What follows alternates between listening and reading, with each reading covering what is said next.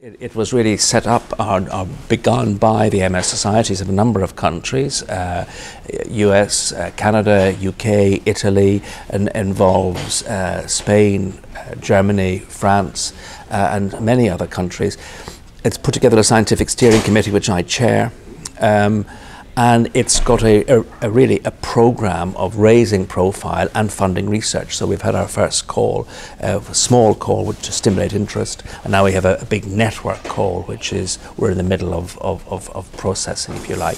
So it's truly international, and we have one grant panel. All the societies are signed up to a single process, which has never happened before, and the profile of progressive MS, not just as a result of the alliance, but has risen hugely over the last 2 years.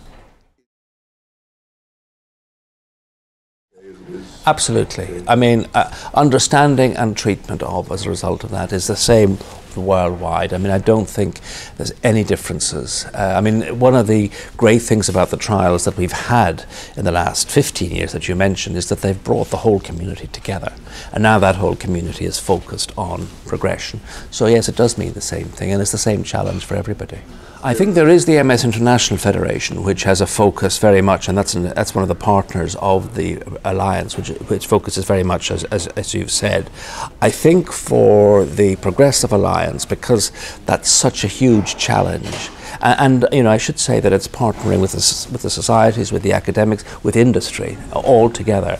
It's such a huge challenge that needs to be the single focus. I think if you bring together the finest minds, you rarefy your thinking. You have a level of debate which hasn't been possible before, and you are more likely to reach some more successful conclusions as a result. So you don't have this parallel activity going on where perhaps A, B, C, D, or E, or F are on the right track. You've got a much more cohesive approach and focus. I think the other thing you have is sharing of any of the outcomes, but immediate sharing, so that it really informs everybody and informs everybody's decision making. Healthy competition, I think, is really important, and of course there is, and we'd all like to be the first, but I mean, I'd be very happy just to be part of the first, to be honest. And I think as people mature and become more sophisticated, they realise that just being part of the effort is as good as, or even just supporting it, and others really leading it, particularly if they're enthusiastic and energetic.